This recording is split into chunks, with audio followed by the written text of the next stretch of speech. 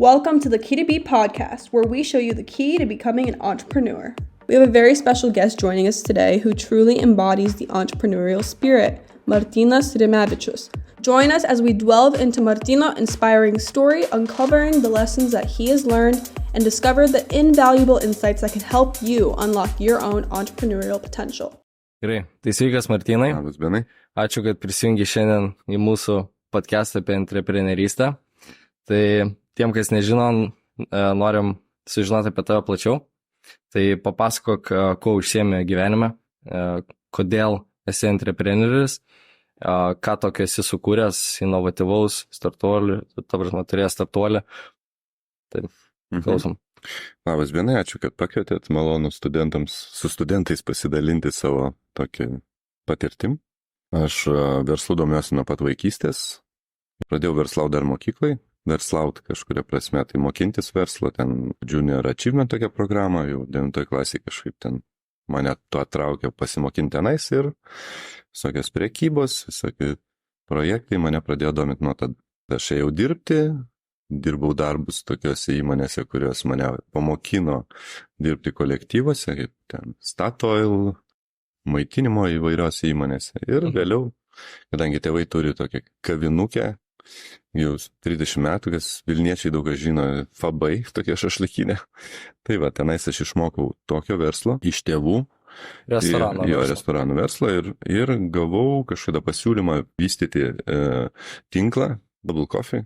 Atidariau 10 kavinių jiems ir tokiu būdu aš išmokau iš vis valdyti projektus per praktiką. Taip, aš mokiausi universitete tarptautinės prekybos, paskui buvo magistratūra, apsigyniau socialiniai politikai, bet likau viešą maitinime ilgą laiką ir dalyvau įvairiausiuose projektuose. Tai kaip konsultantas, kaip projektų vadovas, ypač prieš 20 metų buvo labai sudėtinga atidaryti tokį verslą dėl dokumentacijos niuansų. Būdavo terminai ilgi ir reikėjo mokėti padaryti tai greitai. Tai buvo privalumas, kurį aš pardavinėjau. Aš išmokau su kolektyvu, mes tobulinom visą laiką tą atidarimo proceso. Mes padarydavom paslaugą atsidarantiem verslam, tokį, kad mes padarydavom dokumentaciją tiksliai laiku, greitai, kad verslas atsidarydamas žinodavo, kad jis atsidarys laiku. Taip pat padėjom atsidaryti daugybę verslų, daugybę kavinių, nežinau, šimtais, kažkada skaičiavom prieš 10 metų, dabar jau senai neskaičiuoju. Prieš 10-12 metų pradėjau pats vystyti savo ten įvairius verslus susijusius su maitinimu. Toks kukurūzų biznis ant pagaliukų Palangoje, nes išsikrausčiau tenais tiesiog gyvent su šeima, kurt šeimą. Vėliau Jogugų labai sėkmingas projektas, ledainių tinklas, kuris ir Dubai dar dabar franšizė vystosi, Formosa, pajūrio ir daug įvairių kitų nedidelių bizniukų, kurie yra pajūryje. Ten yra įdomi specifika, kad mes kiekvienais metais priimam į kolektyvą virš 100 jaunuolių, kuriuos reikia pavasarį paruošti darbui. Darbas lyg ir paprastas, tiesiog prekyba, bet tai apima labai daug visokių detalių. Tai reiškia, jaunimas ateina dažnai iš tėvų glėbio į pajūrį, nutrūksta ir dažnas nėra iš vis dirbęs jokio darbo, todėl reikia jį pamokinti elementarių dalykų. Ten dar mama lovą klojo, o jau dabar reikia jam pačiam savarankiškai susitvarkyti darbo vietą, rodyti pačiam tvarkingai, dalyvauti tokiai kolektyvo bendruomeniai, būti atsakingu už savo saugumą, už tvarą tvarką, už įrangos tvarką ir už grynus pinigus, už ataskaitas ir tai yra svarbus niuansai, kuriuos reikėdavo juos išmokinti didelį kiekį. Kiekvienais metais virš 100 vaikų, galiu pavadinčiau, aš įvairiom priemonėm išmokindavau, rudenį atsisveikindavau. Tai šita realybė, jinai kartojasi daugelį metų ir mes vis tobulinom tą greito paruošimo metodiką. Iš to gimė pirmas mano toksai projektas, mūsų projektas, greito video mokymų formatas. Tai reiškia, mes filmuodavom besikartojančius procesus, pavyzdžiui, dujų balionų keitimas. Ir atrodo toksai kaip ir paprastas dalykas, kurio daug kas nemoka, Ir neužtenka vien nufilmuoti jį, reikia jį filmuotą medžiagą ir užfiksuoti. Užfiksuoti žinioje, galvoje jauno darbininko reikia išspręsti testą. Tai mes pradėjome ieškoti formato, kaip mums įsitikinti, kad jaunuolis iš pradžių tai jie mielai žiūrėdavo tą YouTube įkeltą video ir taip mokindavosi, nes skaityti jau nebenorim. Nauji darbuotojai nenori skaityti, jie nori matyti ir mes tą pajutom ir video formatu jiems labai sueidavo gerai tas mokymas, bet vėliau atsirado niuansas, kad mes negalėjom įsitikinti, ar jie tikrai žiūrėjo tą video, nes video dabar daug įvairių ir smalsumas yra žiūrėti ne tą darbinį video, visai kitus video. Tai mes pradėjom ieškoti variantų, sprendimų, kaip monitorinti arba kaip sekti jų aktyvumą. Pradėjom kurti patys įrankius, susideginom ant pinigų tam, kad sukurt platformą tinkamą. Tada bandėm bendradarbiauti su esančiom platformom, ką ir dabar sėkmingai darom. Tai būsiu mano startuolio toksai kaip pirmas blynas, reiškia, kad aš ne IT žmogus būdamas pradėjau kurti IT produktą, tai kainavo pinigų, laiko. Šiuo metu aš bendradarbiauju su esančiais jau sėkmingais projektais, kuriuos galima pritaikyti mokymams. Įvairių būtų tą patį produktą pateikti rinkai, vien tik dėl to tu gali būti jau toks ir kažkoks startuolis, jeigu tu tą pačią gėlę parduodi visai kitokiu būdu ir galbūt naudodamas tiesiog inovaciją, tai jau tu esi kažkuom perspektyvesnis. Tokių gal dar startuolis, gal vadinčiau, labai man patinkantis mano vienas iš projektų yra Out of Office, mūsų coworking erdvė Palangoje. Tuo metu coworking kultūra iš vis tik tai atsirado ir mes tikrai pajutom, kad to trūksta kurorte. Tai ir turim sėkmingą projektą, kuriame aš dalyvavau nuo pradžių iki šiol labai už jį sergu. Tikrai pasisekęs mums ir lankomumo prasme, ir ten buvo startuolių inkubatorius, toksai, kaip sakykime, startuoliai labai mus mėgo atvažiuoti vasarą, kūrybiškai praleisti tam laiką ir padirbti ir būti tuo pačiu kurorte, pajūryje. Ten susitikau tikrai su daug startuolių įvairiose jų iniciatyvose. Tai yra ne visada dėkinga duona, užsidegę, jie jauni dažnai būna ambicijom ir aišku, tiek pat jų yra ir nusivylusių, sudegusių, sulūžusių, palūžusių ir vėl atsistojusių. Tai labai, šiaip jau verdantis podas ir smagu stebėti šitą visą infrastruktūrą. O man įdomu, kai tu prisijungi prie startuolio komandos, kokiu principu tu prisijungi prie komandos ir kaip tu joje dirbi? Tai nėra vieno kažkokio tai formulės, nenaudoju ten, bet jeigu šiaip prioritetas yra, pirmiausia, man turi būti įdomu, nuo to priklauso kaina. Aš dirbu kažkokiam tai formate, kuris man pačiam patogus, jeigu tam galiu skirti laiko, aš jį galiu parduoti pigiai, aš jungiuosi prie komandos, jeigu aš matau, kad tai yra labai perspektyvų ir kad tai yra man labai įdomu, ir aš iš to gausiu naudos ne finansinės, bet patirties geros. Tai man labai smagu tiesiog tame sudalyvauti. Tai yra pamoka, tai yra geros emocijos, tai yra sėkmės pasidžiaugimas, kaip kažkokia pergalė. Tai projektas, kuris vėliau išauga ir aš nebereikalingas, bet aš jaučiuosi atsidėjęs ir man smagu. Ir labai dažnai tokiam projektui mane po kažkurio laiko vėl pasikviečia į kažkokią naują iniciatyvą ir aš dalyvauju ir tenais jau būna ir finansinė nauda.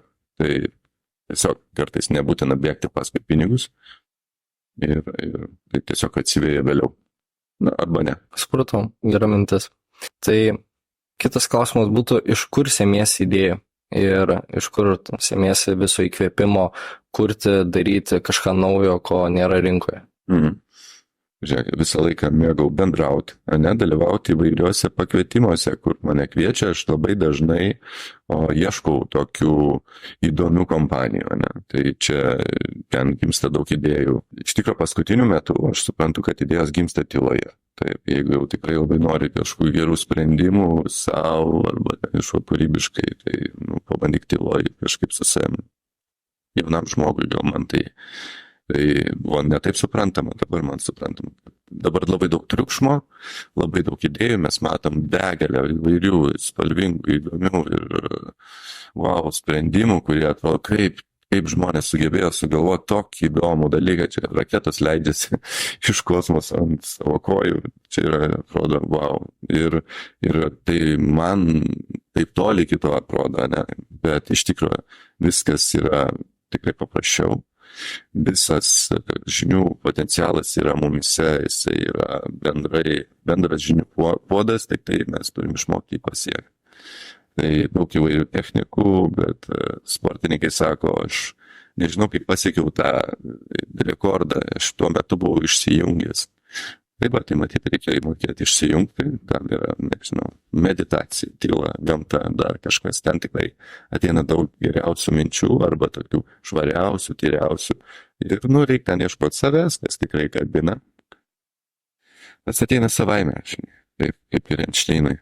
Kaip prisitaikai prie netikėtų pokyčių ar nesėkmių verslo kelyje? Taip, tai čia labai pas mane paprastai, iš pradžių ateis-skausminga. Pokyčiai dažnai būna tokie, kurie meta tai iš komforto tiesiog, iš komforto sveika ir šiaip save išmesti, tai va ta mintis mane ir godžia. Ne tik išvelgia, kad pokyčiai yra gerai, bet ir pasidžiaugi tuo, kad įvyko, reiškia, tai turėjo įvykti, tai anksčiau ir vėliau turėjo įvykti, tai įvyko dabar, tai reiškia, kažkas tai įvyks mano gyvenime ne tik blogai, bet ir gerai. Nes svarstyklės taip veikia, jos gali būti etapais, tai bangos, mūsų gyvenimas banguoja visame kame. Kartais pasidžiaugi, bet tokia atsitiko nelaimė, tai gerai, kad tai atsitiko versle, o net sveikatoje ir šeimoje. Kartais pasidžiaugi, kad čia yra mano ženklas, kuriuo aš turiu dabar apsispręsti, kad tai ne mano kelias galbūt. Galbūt tai mane taip šveitia iš šono, kad aš turiu pasigilinti, ar tai yra mano atspindi mane šitą veiklą, kurioje aš esu, ar tai sutampa su mano moraliniais įsitikinimais, galbūt aš matau pokyčio laikas atėjo ir labai gerai, kad kažkoks triggeris mane išmetė iš tos rutinos, kurioje aš esu. Tai gali būti ir taip.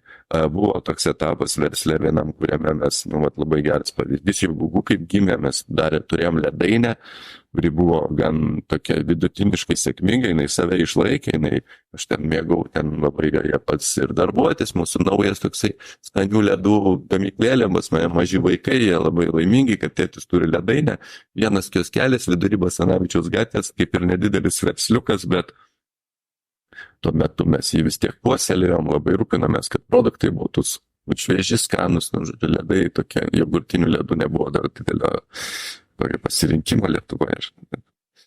Ir mūsų uždarė už metų, sako, jūs galite iš čia kraustytis, nes mes buvom labai geroj vietoj. Ir mes tokie nusvyrė rankos, visai čia tas versliukas vos save atpirkinėt pradėjo, bet jis labai silpnai, gan daug darbo, gan mažai pelno ir čia dar mus ir išvaro iš tokios geros vietos, mes prapulsim, galvom, viskas. Bet atsirado kitas patalpas, tikrai prastos palyginus su tom, kurie, bet netoli nuo tų buvus ir mes, tokie kaip ir nusivylę, bet, ką sakom, reikia kažką, ten jos didesnės, reikia kažką dadėti, tiesiog tai ledainiai, kad būtų viskas, žinai, kažkom tai pasikeisti, nes šiaip ar taip, būtumėm pardavę tada už ten 10 000 litų, tai litai dar, už kapeikas, vadinkim, už kažkokią savikainą minimalį. Bet persikrustėm į kitas patalpas, įvedėm dar burbulinio vaflio tokį, žinai, modelį, tada dar jų nebuvo, Orijos kaip tik čia neseniai, kaip tik parašė ten kažkur iš kelionės įspūdžius apie tas burbulinius vaflius. Žodžiu, mes atidarėm, pas mus ten eilė po 2-3 valandas žmonės stovėdavo, nors baisiai sėkmingas verslas buvo toj vietoj, kur man sakė, šitoj vietoj jūs ir mirsit. Tai toks pokytis, kuris mums davė tikrai didelę sėkmę tam versle. Ir nors vienu metu mums atrodė, kad tai yra pabaiga. Tai liktai bloga naujiena, kuri virto rezultatų labai sėkmingai, iki šiol tas verslas ten sėkmingai gyvuoja ir auga, tai šiame jau nebedalyvauju, bet vis tiek labai smagu, kad jisai yra. Supratau. Kokias 3 savybės išskirtum svarbiausias entrepreneriams? Gal, žinai, čia yra tiesiog žmogiškos savybės, ne? ta agresija man asmeniškai, pavyzdžiui, versle gal jos trūksta, man asmeniškai. Jinai naglumas toksai yra geras dalykas, ne, bet aš jaučiuosi gerai taip, kaip aš save dabar jaučiu. Aš manau, kad veržlumas ir smalsumas yra geros savybės. Iš kitos pusės susikaupimo, mokėti susikaupti, nors ir yra labai daug gundančių, ir tu nori veržtis ir skubėti ir rautis į kovą, reikia susikaupti, mokėti susikaupti, pagauti momentą ir atlikti svarbiausius dalykus, kurie laiku yra labai svarbu. Kadangi esi, kaip pasakyti, sukūręs daug verslų, padėjęs susikurti daugeliu verslų, ar dabar jeigu paleidi naują verslą, ar vis dar jaudinės, ar vis dar bijai nesėkmės? Tai vienas dalykas, aš turėjau daug nesėkmių. Tai ir dabar viešas maitinimas tokį turi nelengviausius laikus, sprendė daug klausimų, kurių anksčiau galbūt ir nekildo. Tai, o čia visiškai baimė, gal nelabai tinkamas žodis, tai yra krūvis, papildomas krūvis, kurio tavo protas dažnai vengia. Ne? Reiškia, jeigu tau sekasi, tu nori augti, tai yra vienas krūvis, tu veržiesi, jeigu tau nesiseka, tu valdai kritinius momentus, tai yra vėlgi papildomas krūvis. Tai visą laiką vyksta versle, visada. Tau leidžia šiek tiek įkvėpti, iškvėpti ir tu vėl neri arba į plėtrą, arba į krizių sprendimą. Tai aišku, daug maloniau yra buvo spręsti plėtros klausimus. Kai tu augi, kai tu skaičiuoji, kad pinigai tave motyvuoja ir tu ten veržiesi jų daugiau, žinai, jau kasti. Tai čia tavo požiūris prie to, pripranti ir prie to. Kai, sakau, kai jaunesnis buvau ir pirmieji verslai, kaip ir pirma meilė, buvo daug karštesnė.